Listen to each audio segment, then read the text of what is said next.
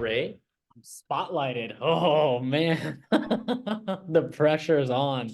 Pressure is on. How you doing, brother? I'm doing fantastic. Thank you so much for jumping on here and doing Mhm. this with me. Happy to be here. Absolutely honored. It's great to see you. You look fantastic. Appreciate the energy and appreciate you having me. Awesome, awesome, awesome. Where are you at right now? We are in officially our former office. Have a look at this. This is my last meeting that I will ever have in this office space. Oh, Moved, yeah, it's a crazy week. So the new office is looking worse than this. So I'm like, I'm gonna come back here. I'm gonna sit down at my old desk, do one last farewell. We'll have some whiskey later tonight and send it off the proper way. But by Monday, we'll be in our new space. I love it. I Yeah. love it. So that's a lot of growth, a lot of really cool things. Yeah. So I want to start because I know you're going to be able to give a lot of value and a lot of insight to how you got to where you're at now, which I want you to tell me all the details about that. But for us to get there, you have to tell me where you started. So I want to know, because I'm sure there's some things I don't know as well, but where did you start, like before Keller Williams? And how did you get to Keller Williams? And tell me all about that stuff and then lead me up to where you're at now. Yeah. So I'll go even further than I really anticipated because I think it is a part of my story and a part of why I love KW and I love this role. I grew up in a very humble household. My mom had me at 18, single mom. And we grew up with a very weird relationship with money in that we didn't have a lot of it and we were really raised to think of money in almost an elusive way. And so I say all that to say real estate changed my idea of how money works and what really is possible. So I started my career going on 11 years ago, which is crazy to say. I actually started at Remax and I was rookie of the year my first year at that Remax office. And I was rookie by default because I was the only rookie that they had brought in like 3 years. But I did pretty well my first year. I just didn't get a lot of training. Some of it was really dumb luck. And so I ended that first year and decided to move to a boutique brokerage where I wanted to focus on more foundational training and really how to serve the clients. And I learned a ton about investment and I learned a ton about other fields of real estate, but I didn't get the foundational training. And my business marginally improved, but nothing significant. And so going into my third year, I was actually recruited by Micah Carrico, who I think you know. We just brought her back to the company, which is exciting. And my conversation with her was really funny. It was candid and transparent. I told her I wanted to learn foundational training that was going to help me go open my own brokerage one day. And at the time, it's funny, I had a logo picked out, I had a name picked out. It was Graham Real Estate after my grandma. And she was like, "How can we help? We'd love to be a part of that story." And that was the coolest thing. That was 9 years ago. And so I didn't leave because what's really cool now is the company that I own, Graham Group LLC, is the umbrella corporation for a number of other companies that I own. So I got everything that I wanted. I just did it with a tremendous partner. And thank you to Micah for helping me realize what was possible. Because I think when I got in the industry, probably a lot of what you all thought as well. Like you get in the industry, you hold some open houses, you close enough deals, and hopefully you set aside a nest egg that allows you to stop working one day, or you just keep holding more open houses, right? I feel like that's a lot of us. Yeah. I didn't know what else there was. And KW opened my eyes to what else there is. And so within this company, I was very fortunate to, I've been an agent, an ALC member. I was the director for the number one team in the state of California. I've been a PC. I've been a Hold on, TL. hold on. You're going really fast there, and I think you're glossing over a few things. So, what was the first office you were recruited to? What office was that? Where was It it was at? San Diego Central Coastal, so right here in San Diego in the Mission Valley area. Okay. Uh, So you said you led, you were a director for one of the biggest teams in California. So I figure that there's a gap there because that was when you were in another office. yeah. So I moved from San Diego to Bakersfield, California, to spend some time with my grandpa. My grandpa was just a huge rock, and so when I got to Bakersfield, rattled off a couple sales pretty quickly, caught the attention of our team leader at the time, who put me in touch with Kevin Blaine. And at the time, Kevin Blaine was the number one team in the state of California. He was in 3 counties. By the time I left that team, we expanded that to 5 counties. I launched the Bakersfield side of the business. We were number 8 in the country by the time we lost Kevin, which was just an incredible experience and journey to be able to learn alongside somebody that, I mean, Frank, you had a chance to meet him. Like, he did things that I don't think will ever be done in California. His vision, his leadership style, it really set me on the path of where I am today. That was the first, I think, domino that needed to fall for me to really start to see, like, this is bigger than I ever thought it could be. Yeah. And he was bigger than anybody I had known at that point. So I stayed in that Bakersfield office for 3 years, which is where you and I met. And in that office, joined the ALC, became a productivity coach. And then I got a very fortuitous text message while I was teaching a class as the PC one day, talking about an opportunity to become a TL from a gentleman I know really well that I owe a lot to. His name is Frank Bernardo. And that set me on a very different path. It got me exposed to a different side of leadership and a different side of real estate, which is where that put me on my path today. So let's talk about that, because the way you described it made it sound like that was pretty easy, but that was not an easy path. And, you know, I know you, and I know a lot of people that are close to you know you, and you're a great guy, and you're really passionate, and there's a lot of amazing things about you. But I think this is what'll benefit a lot of people, is that we don't always have people rooting for us. Mm-hmm. And a lot of people, and this is something that I've had to deal with, is that most people aren't out to get you, they're out for themselves. Totally. And that's what I saw with you, because I'll tell you, I just, you know, selfishly, I'm like, I would love to work with Ray, and I think Ray would be a great team leader. So a team leader position came up in the area of Central Southern California that I was team leader in at Porter Ranch. And I knew the OP of this office, which was Simi Valley, and I knew he needed a rock star team leader. So I'm like, well, I'm just going to set Ray up. So I set Ray up, and I don't know that I know what I think in my mind, the details on how it happened, but tell me how that happened, because you did not become the team leader of Simi Valley. What happened? I did not. No, it didn't go the way that I was hoping, and yet it went better than it ever could have gone. So I'll paint a picture, follow along with me, because it was quite an experience. I'm literally teaching a class. I think it was on buyer consultations.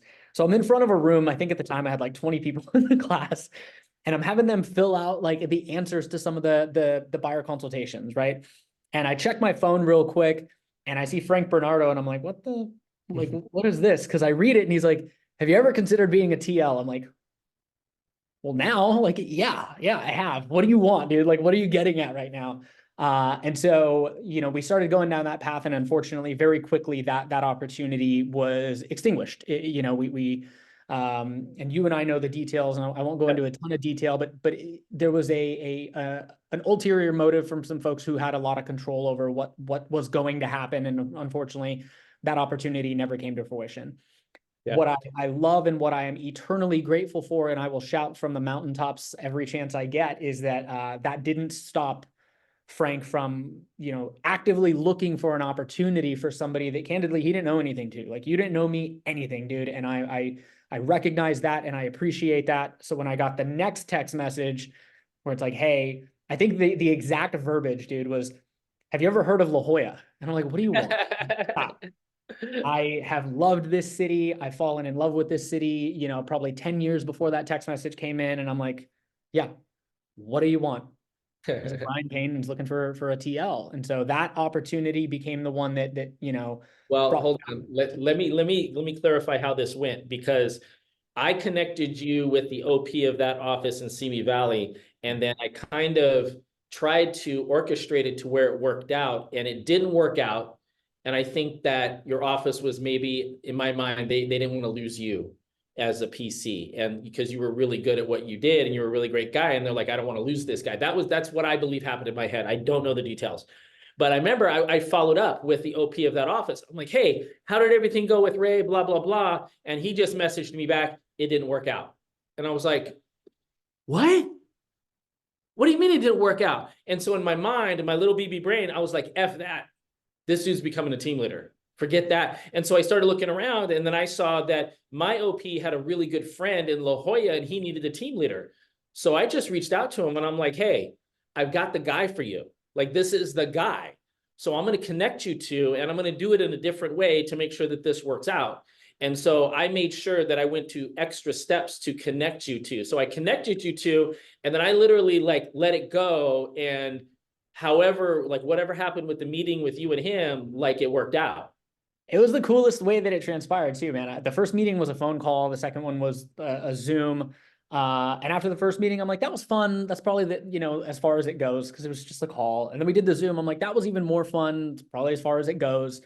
And then like we did another meeting and I'm like, well, he's still talking to me. I don't know what's happening. And then he's like, you got to come down to San Diego. We got to meet in person. And I'm like, he wouldn't be doing that if like we weren't progressing, right? If he wasn't actually considering this.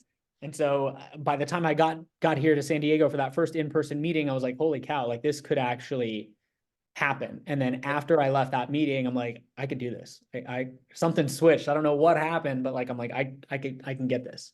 So we're not going to mention names and leadership or anything like that, but you had leadership that said to you, you're not going to be good at the position, that you're not ready. They basically said that this is not a position for you. You're not a team leader. You're not ready. And you got told that. And first of all, that blew my mind because I'm like, well, do they know the same guy? Do they know the same guy I know? Because, and then you went forward and then you got an offer for the position. And then what happened from there?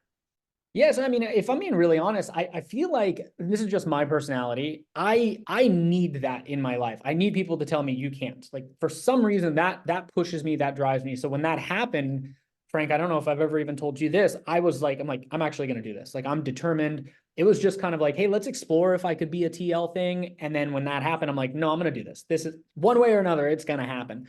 So from there, I had an opportunity to come back, to what I consider home. This is the city that I love, the place where I'm the best version of myself.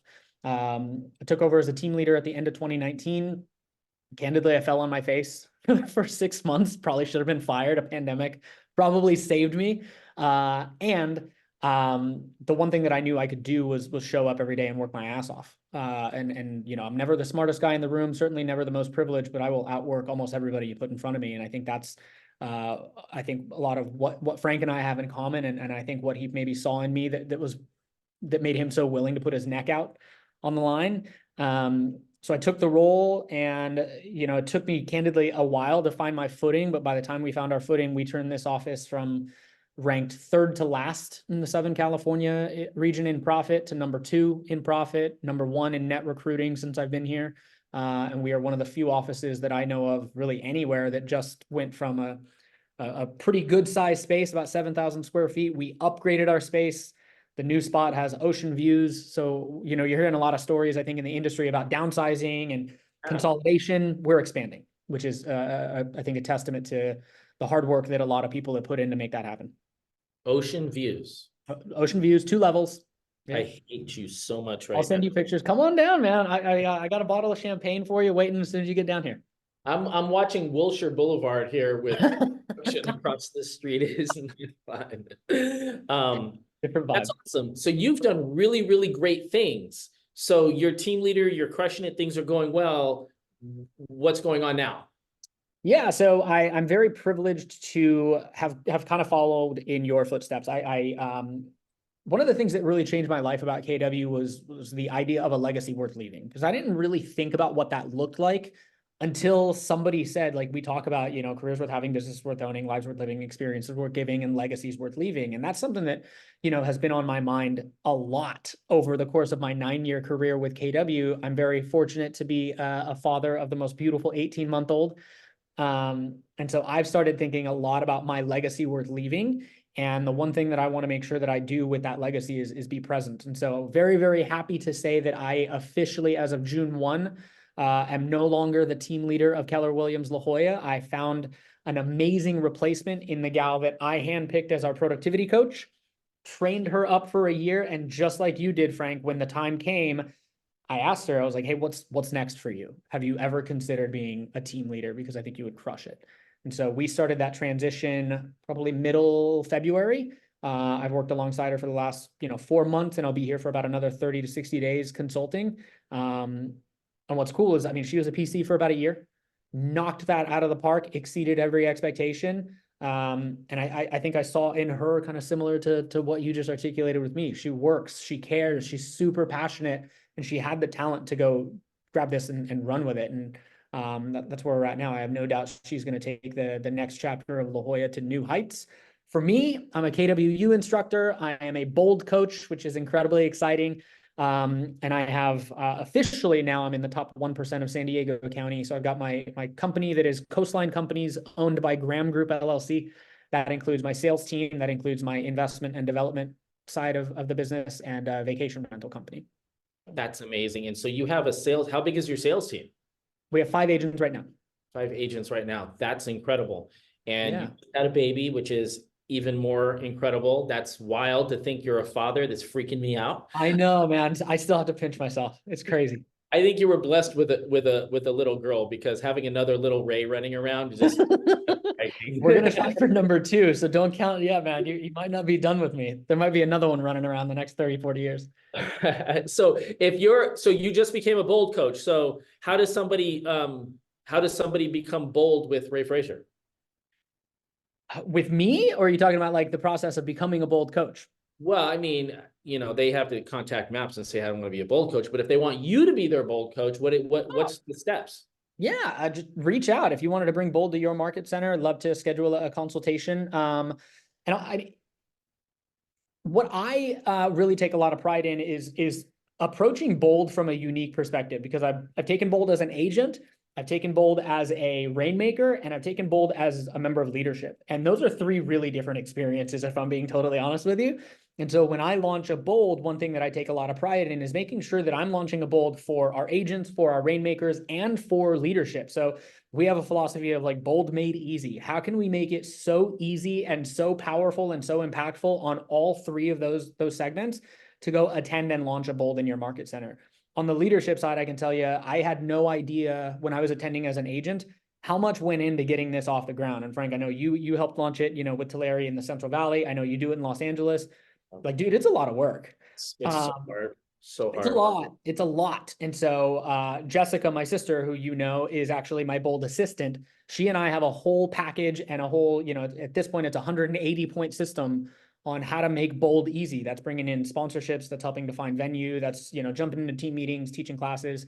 For an agent, if you're interested in, making sure that you can take part in a bold, what we really focus on is the individualistic goals. I've been to plenty of seminars where they teach really general overviews of stuff. We try to make sure that bold feels almost like it's a one-on-one consultation in a group setting. And so we have you talk about that individual, career worth having, business worth owning, ultimately legacy worth living. And we try to make sure that it's tailor-made for the specific market. I'm from California, so I don't know if you guys have attended or been a part of bold. It always just bothered me when they're like, okay, 20 units and you can make, $30,000. I'm like, not here. That's not the market that we operate in here in California. Yeah. So I try to tailor bold to the specific market that I'm in, because I can tell you it is different everywhere. That's awesome. All right, so let's go back to the team leader part, because we have team leaders on here and they're going to want to know about things. So when you're a team leader, what were your main lead sources as a TL? Where did you get your recruits from, and how did you find those people? I want to preface this by saying, as a team leader, I did what a lot of new agents do. I did what we teach a lot of people not to do, right? You get a new agent in and they're like, I want to do open houses. I want to do farming. I'm going to do FSBOs, expireds, social media, events, all this stuff. And I'm like, that's awesome. Pick 3. Well, when I came in as a team leader, I'm like, okay, I'm going to do this. And it didn't work. When I finally started to dial in my 3 sources, I was able to add a couple more. And so the things that really worked for me was online marketing and ads. And so we leaned heavily into Facebook and Instagram, just social media in general, as well as your Indeed, your Monster, your job posting ads. That became a really good lever for us, to the point where I can basically guarantee a gross 5 just using that one lever. That was a lock. I could guarantee 5 a month anywhere, any city, by just utilizing online ads and social media presence. The second one took a while to grow, but it was agent referrals. And it became, you hear it all the time in almost every KWRI training, get your ALC involved, get your agents involved. And it's certainly easier said than done. And yet when I got really purposeful about training my agents to take part in our growth, like it changed everything. It was really, really cool. And it was such a treat. And I never took it for granted, right? If an agent sent me a lead, I would treat it just like a hot listing lead. It was somebody saying, come sell my house. I was on it. I kept the agent in the loop. I was really adamant about protecting my relationships with my referral agents. And I knew who was good for sending me, you know, 1 a year, who was good for sending me 10 a year. And I made sure that I rewarded that and got really intentional with agent referrals. The third one, which became my bread and butter for capping R2 recruits, was co-op brokerages. And so we ended up last year leading the Southern California region in capping recruits. We brought in 16 cappers over. That doesn't count the team members. That doesn't count the R1s. That's just, those are capping agents. And we added over $1 million in net GCI to our company from my recruiting efforts last year. So Incredible. you know, I know we get a lot of new agents coming in every month. That's great. We really, you know, tried to focus on bringing in capping dollar productive agents. And how we did it was by targeting co-ops. We would go in for me, it was every Monday. I would look at what deals closed the previous week, and I would reach out to the teams and the agents that we just closed deals with. And I would invite them to a training. I'd offer to buy them coffee. Sometimes I'd literally just put an offer in front of them. Like, hey, you know, market's doing some crazy stuff. If I could put an offer in front of you that would cap manage you for 3 months, would you want to learn a little bit more? Here it is. And I would send over, we had like a nice little presentation dialed in, send it over through DocuSign so they can't download it. And that worked. I mean, it got me, what was cool is we would do, you know, it wasn't uncommon for us to do 2 to 3 deals over the course of a couple months with the same people. And so the initial text was like, hey, I'd love to invite you to training. Then it was, hey, me again. Then it was, how often are we going to do this before you let me buy you coffee? And it just became kind of funny. And those relationships got built so much faster with the people that I wanted to be in relationship with. And so that's something that we're continuing to lean into. We're already, I think, at 6 capping agents for the year. Co-ops became just my bread and butter. It was fun. It was easy. It was So a good time. can I safely say that sounds like frequent and aggressive communication with co-ops? Yeah. And aggressive with a grain of salt. Like I wasn't like out there like, you gotta join. Right. I just try to gauge my audience. I knew if I had a really high D personality, it wasn't, how you doing? What are you doing this weekend? It was, can I put an offer in front of you that might change your life? Just have a look at it. If it doesn't make sense today, we're going to do more business together. Maybe it'll make sense a year from now, but don't forget who I am. And that was my philosophy, is like, don't forget me. Can I get into a relationship with enough people that remember my name so that when we do another deal, when they see KW La Jolla, they're like, oh, that's that guy's office that won't stop bothering me. And it worked. I mean, it was cool because it never felt like I was bothering, I was pestering, because I made it where it was just comfortable, but I was aggressive. I without fail, I made sure I hit those co-ops. That's awesome. And I think Emily had something similar the last week when we had the call with Emily, which if you haven't seen that, that's an amazing video with Emily. She's recruited over 800 agents. She had a very similar thing to where she reached out to co-op agents and she did a lot of different things. So that feels like a trend. You're that, saying, you know, if you got 2 of the top team leaders using the same thing, maybe it works. Yeah, Maybe exactly. there's something there. So who have you learned from to get to where you're at today? Like, where are your sources that you got the information? Because, you know, it sounds like it was not an easy path. You had some obstacles. You know, who have you learned from?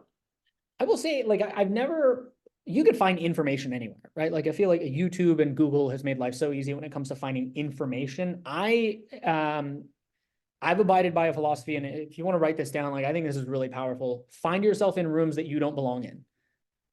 I don't look for information. I look for motivation. I want to be in rooms with people that are doing what I want to do, that have surpassed my level by leaps, right? And so one of the original people was you, right? I wanted to make sure that I literally would just go like sit in your office. And a lot of times we wouldn't talk about anything. We would just shoot shit, but it was just being in a room with somebody that was doing what I wanted to do, getting that energy. And Frank, and I've told this to everybody, I would watch the people that I wanted to emulate when they didn't know I was watching. And it was kind of creepy, but I would literally study, how do they handle certain things? How do they overcome certain obstacles? How do they keep that mindset? And so I would always look for opportunities to get in rooms with people that were doing what I wanted to do, whether it was you know, Kevin Blaine, Brian Kane, Jason Abrams now, right? I'm always trying to make sure that I'm in room with people that motivate me, that keep me hungry, that keep me excited about the task at hand. Because what I love about this industry is, you know, unless you're Ben Kinney, there's always more. There's always something new that you can be doing.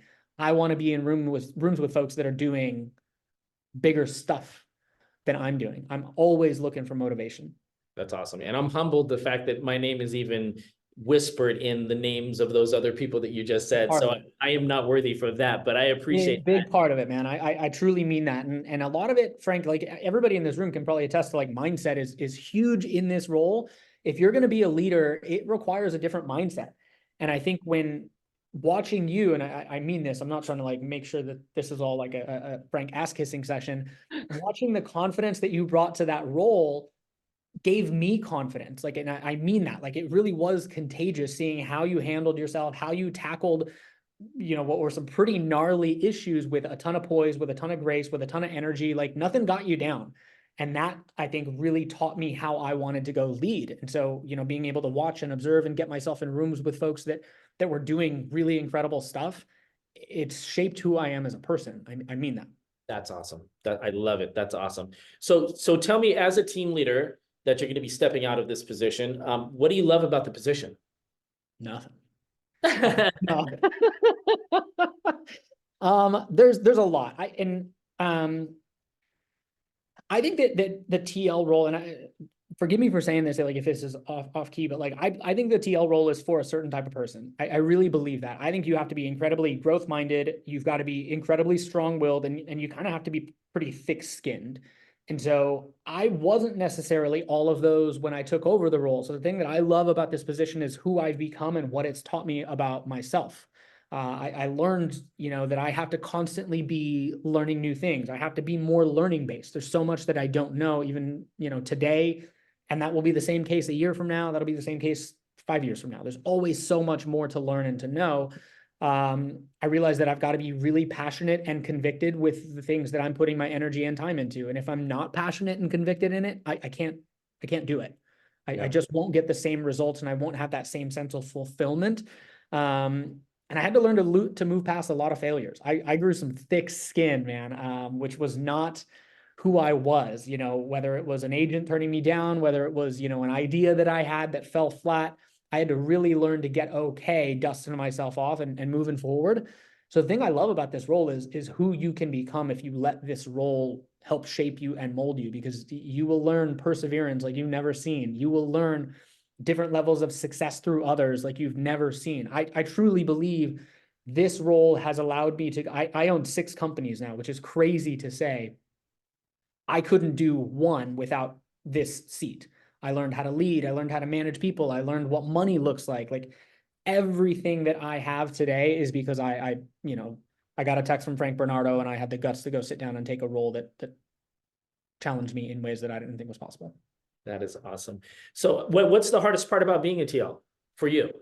You know, so many people say it's the recruiting, and for me, like, if you've been in the role a while, I think you understand what I mean when I say this. It's all of it. It's the juggle. It's the, like, you're running a business of umpteen number of challenges and hundreds of different personalities, right? It's the recruiting mixed with the events, mixed with the value, mixed with the internet went out. You know, there's always something going on.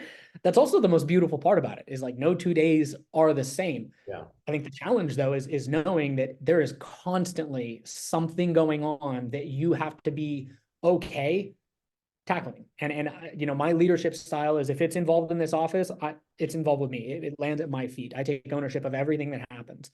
And that's a lot. That's a lot. That juggle is, you know, it can be 7 days a week sometimes. And you've got to constantly remind yourself that you have to maintain a strong mindset, which I think lends to that. Hey, I'm looking for motivation constantly. Who can I get in a room with that picks me up on those weeks where I've had 4 agents say I'm leaving? Yeah. We have to have people in our corner that can keep us amped and excited to come back every day. Because the juggle, to me, I think, was the hardest job. And a lot of it is like, we care. We want to build a great office for our agents. We really do care about the you know, well-being of everybody here, whether it's the leadership team, the ALC, the brand new recruit that you just brought in. And you can wear that sometimes. Like, you take that home with you at night every once in a while. So yeah. So what's your superpower? If you had to pick one. Oh man. I would say my superpower, like my work ethic for sure, but I think a lot of it, like I'm a dreamer. And I think being a part of this company, what I really love is that it's opened my eyes that so much is possible. And so when I've got something that I'm passionate about or a dream that I'm like stoked about achieving, I'll do anything that it takes. I'm pretty relentless when I put my mind to something. So I think it's my passion, my work ethic. Because when I find that thing, like that one thing that I really want, I'm 150% and I'm going. So if it's a recruit, if I like, hey, I want that team in this office, we're going. Like I'm gonna go get it. We're gonna make that happen. If it's, you know, That's awesome. yeah. So now, how would you recruit 10 agents in a month if I dropped you in a city that you've never even heard of before? Yeah, honestly, I think it'd be easy. And I don't say that to be like arrogant. I say that because I've over, my 10 years at TL, I know what systems work. I know what systems you need in place. And so for me, if I was going to go recruit a 10 agents in a brand new city, I would teach a class that I'm good at teaching, and I would prospect and market like crazy for that class. So I'd pick a topic that, is timely, that I knew really well. And then I'd identify who's the ideal audience for that class. So if I'm teaching, apologize for the noise and the moving. If I'm teaching a class like on updated BRBCs, I could go target buyer agents. Like I could go get people whose business is predominantly going to be affected by the buyer contract. And then I'd leverage social media, I'd leverage Indeed, I'd leverage Eventbrite, Meetup, etc. I would rally 35 to 40 people in that class, and I'd close about 25% of them. There'd be a bomb that went off in whatever city, and it would be Ray Frazier. I mean, that's a lot of what we're doing with Bold. A big part of my Bold process is making sure that we're recruiting to Bold. I want, if we've got 50 KW agents in Bold, I want 25 recruits. So, I want 33% or so of that room to be non-KW agents because they need the information. And candidly, as I'm a CAR director, I've had a chance to travel the state, and I can tell you there's so many people out there that are not getting good education. They want it, they need it. You could drop me in any city right now. I think in the US, I could teach a class and I could get 10 agents to join an office just by making sure that we're marketing that class to the right audience.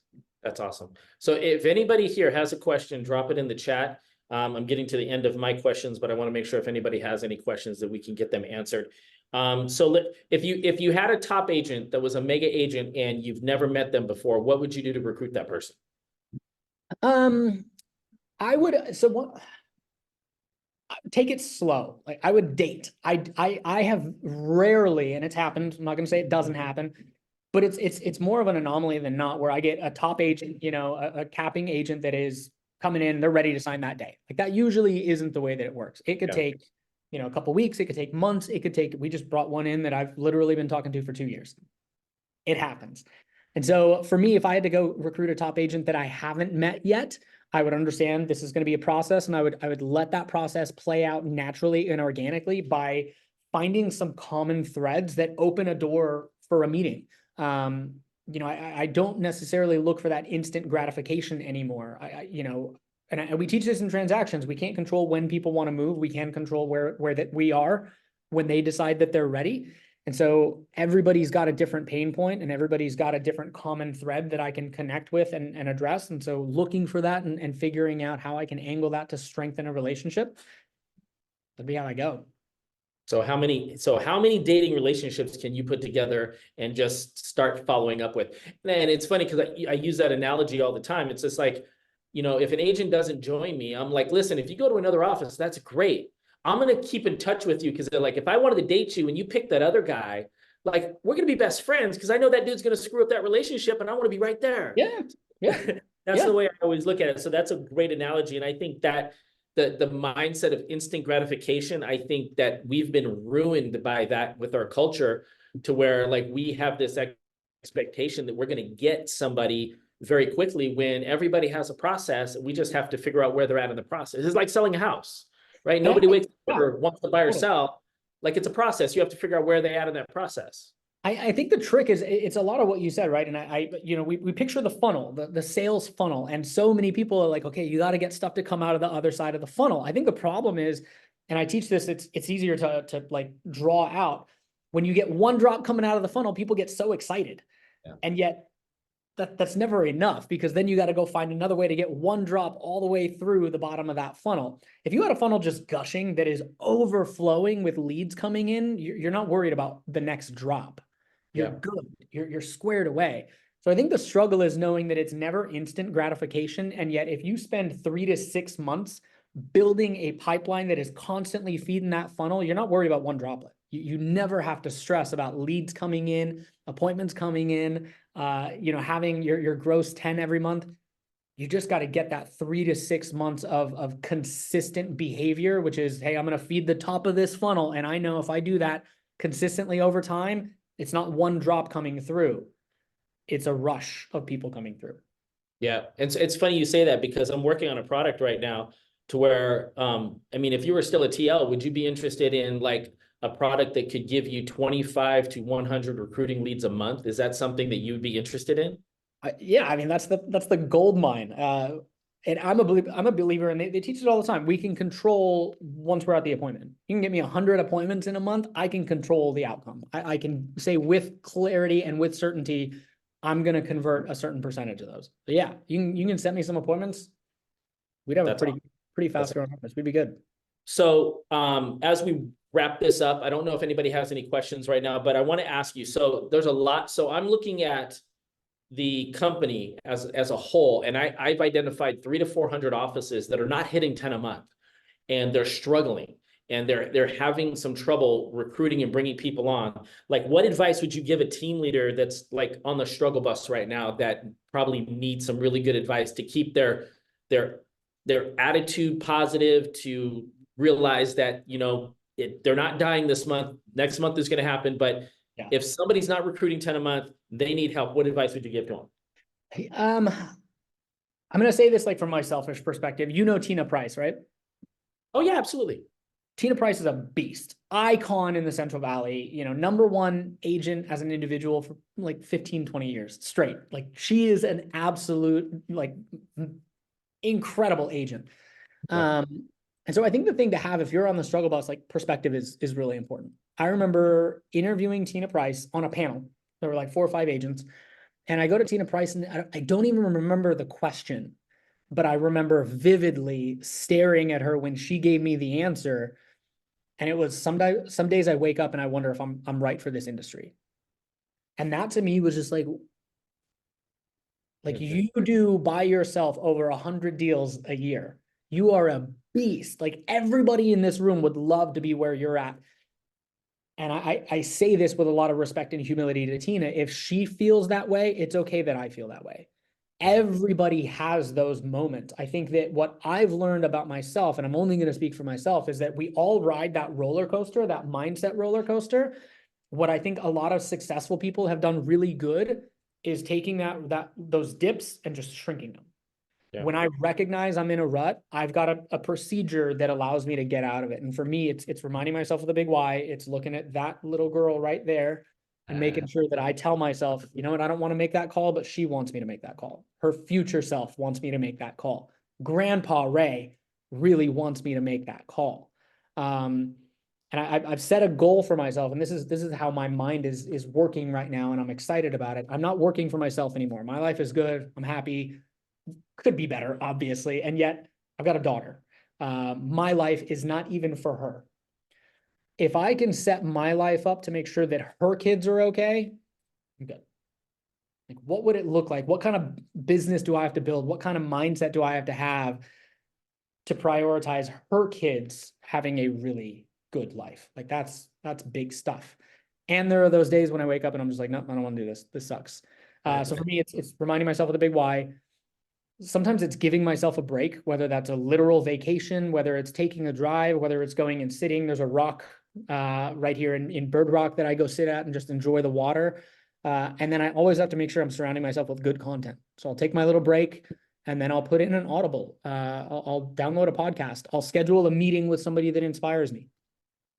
I have to surround myself with something positive when that isn't enough, because candidly, some days that's not enough. I need more of my procedure. I need Charlie girl.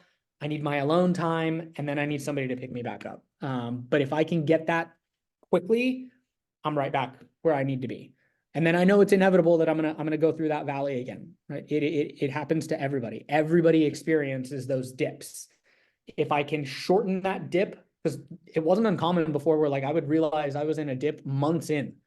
I'd be like, dude, I've had a rough 3 months. This is not good. If I can get it done in a couple of days, I'm jacked. Like if I can realize like, oh man, I've not been firing on all cylinders the last couple of days. Let me take a break. Let me go for a run. Let me put a podcast in. Let me, finish that Audible that I haven't finished. Let me spend some time with my kid, go to the zoo. Then I'll come back and like, all right, we're good. Remind myself what I'm doing, remind myself of the goals. And then I'm right back chasing whatever it is that I'm chasing. So That's a very honest answer. I love that. I think it's hard for us to realize, and I think like everything thinks that, success is built off of success, but success is built off of failure. And like, I have those up and downs, more than I will probably admit to a lot of people, but like, cause like my main competition is Josh Spitzin, who does 250 agents a year. And like, I have to be on a call every week with our group to hear, like right now he has 15 recruited so far for the month and I have 4. Yeah. It's like I get punched in the face every time I hear his numbers because I'm in direct competition with them. It's just like, it makes me work that much harder. That I'm like, I can catch 15. I can catch 15. I've never really caught 15, but I get that mindset, but it's all about mindset and like dialing it back, like what you said, and realize that like, listen, your failure is not your failure. Your failure is the opportunity to use that as a stepping stone for your next success, because your success isn't going to get you to the next success. Yeah. Your failure will get you there. And it never happens like in the way that people think it happens, right? Where it's like, oh, I'm just going to shoot up to the top. Like it's this, and then it's this. Before you can catch 15, you got to catch 6. Yeah. And you got to do that well. And then before you can catch 20, you got to catch 7. And so for me, what I learned, and I learned it later than I wanted to, if I was going to get to 10, I had to get to 5 consistently.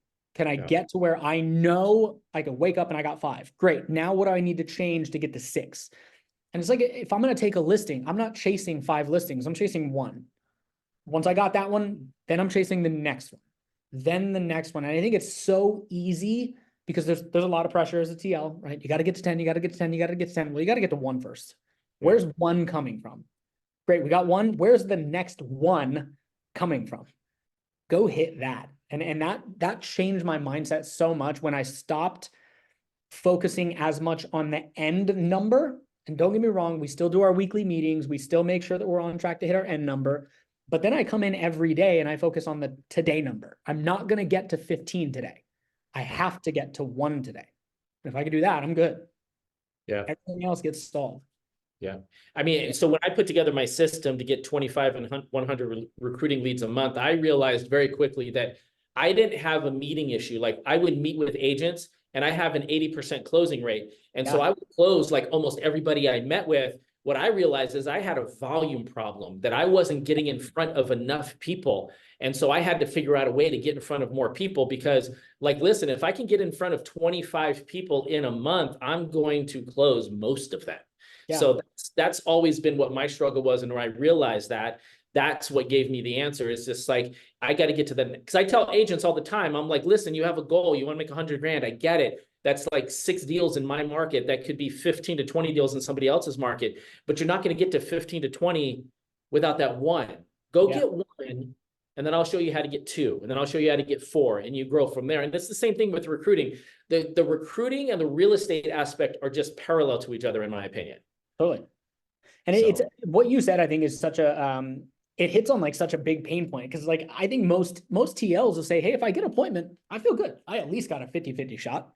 It's the getting the appointment piece that gets so cumbersome. And, at some point, bandwidth is a real thing. Like we gotta admit, bandwidth is brutal when you're running 180, 250, 300 person office. Like you do need leverage and resources. If you can get a resource to go say, hey, the appointment part is good, you just got to go or the appointment setting part is good. You do what you do well, go crush the appointment. I mean, things get really easy at that point, because I think we can all control the appointment part. When we're in there and we're sitting in front of somebody, I feel good. I closed at about a 75% rate and I was jacked. It That's was getting to close, or if I could get 40 appointments in a month, that was good. I just Yeah. couldn't get 40 appointments because there's so much other stuff. Absolutely. Yeah. So Ray, so I don't know if anybody has any questions for you right now, but if somebody wants to reach you and touch base with you and connect with you, how do they do that? Yeah, my email is really easy. It's my name, Raymond Frazier at kw.com. My Instagram is Ray Sells San Diego. My phone number, 858-242-8074. That's my personal. I got unlimited minutes. Blow it up by all means. That's awesome. Do you have anything for me? Thank you, man. For everybody that's on the call, I imagine you know Frank well. You might not know a lot of the stuff that he does, and I can't say enough. You learn a lot about somebody when they do things they don't have to do, right? It's the above and beyond stuff where it's like, all right, that there's something special with this person. Frank goes above and beyond in so many ways that I think a lot of people don't know about. And I told you this before, there's nothing that I wouldn't do for you. I mean it. And I say that because I owe a lot of where I'm at today to this guy. So thank you a ton for allowing me to be here. Any chance I can get to pour into fellow TLs, because we're like a weird little, we're like a rehab group, man. Like, I truly believe it. I would not have survived without my fellow TLs. We would get together here in San Diego and we would literally call it a therapy session. We had group therapy over wine, over beer. And that got me through some rough patches, dude. So any TLs on this room, find your tribe, get together, have those therapy sessions. Because Frank, I mean, just mega leadership camp, dude. I rely on you and so many others like you more than you know. And I'm so appreciative to have you in my corner. It means a lot.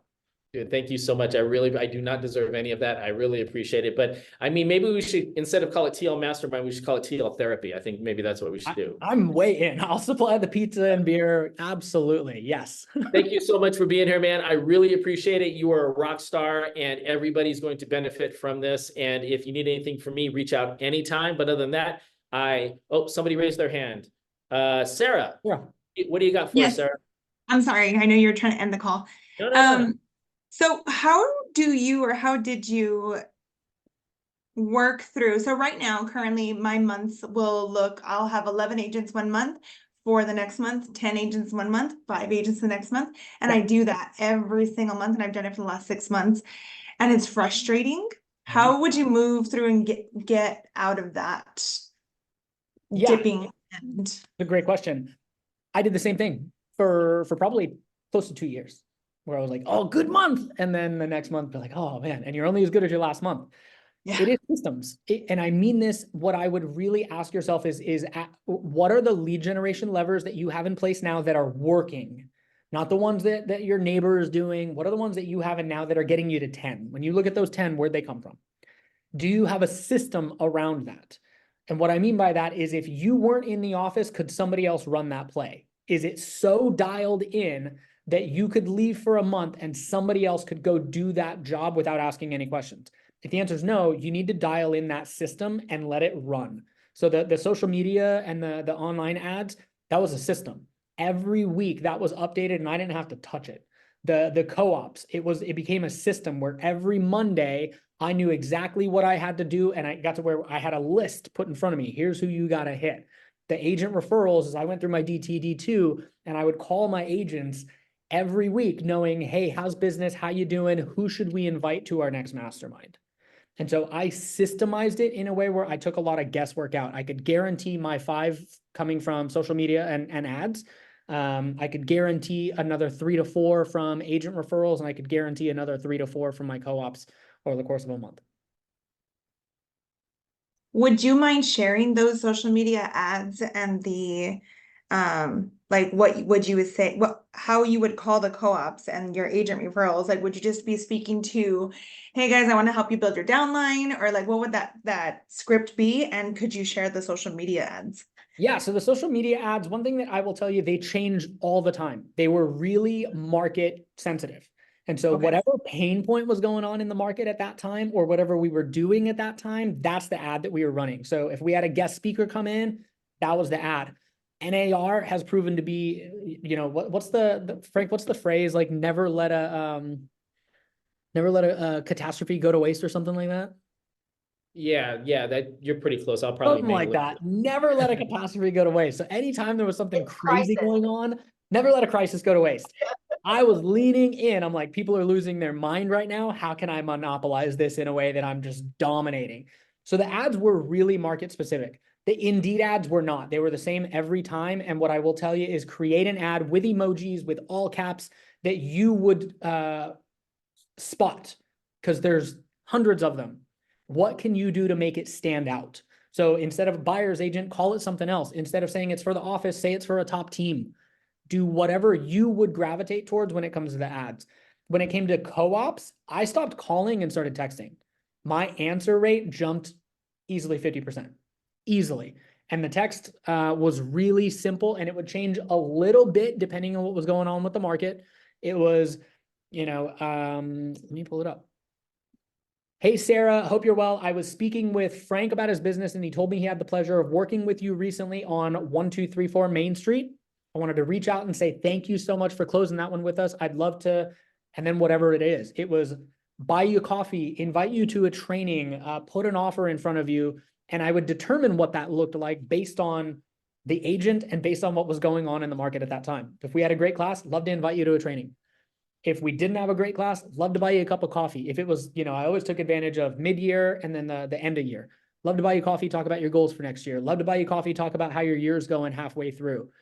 If I knew it was a high D personality and I was going to have trouble getting through, hey, I'd love to put an offer in front of you that could save you $100,000 in your business. Love to show you how our agents are taking more listings.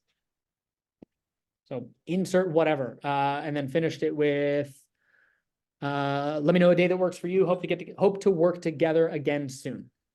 That was it. And what's great, Sarah, is even if I got a no thanks, dialogue. That's all I need. I just need a reply. If I get a reply, now I got their number saved, then I would send my contact card. Hey, no problem. Let me know if you ever want to take me up on that coffee. Send the contact card.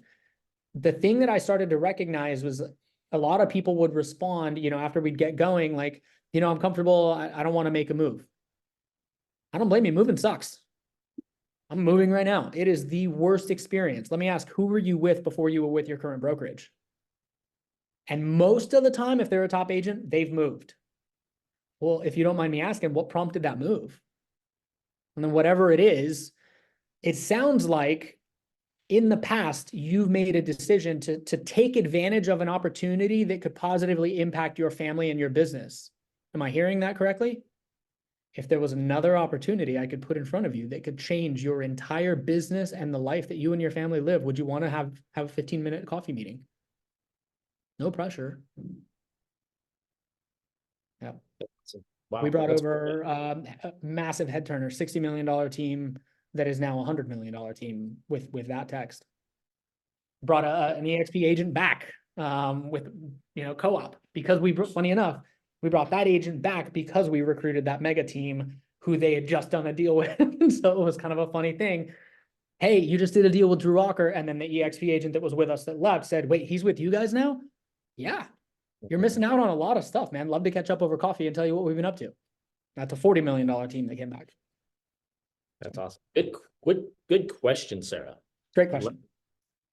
All right. Does anybody else have anything before we wrap this up? I'm going to send the link out to the video. I'm going to put it on my YouTube, and then I'll send the link out to everybody who's registered for the call. So everybody get a copy of this. It'll be on my YouTube channel. Feel free to reach out to me if you guys have any questions about this, or if you know of a TL you would like me to interview, or if you'd like to be interviewed, let's chat and see if that would work. But dude, thank you so much. This was amazing. It was better than I could ever imagine it being. And I really, really appreciate you with your time to do this for me. Thank you for giving me a little bit of time to hang out with you, man. It's always a pleasure getting to see you. I hope it's not too long before the next time we get to connect.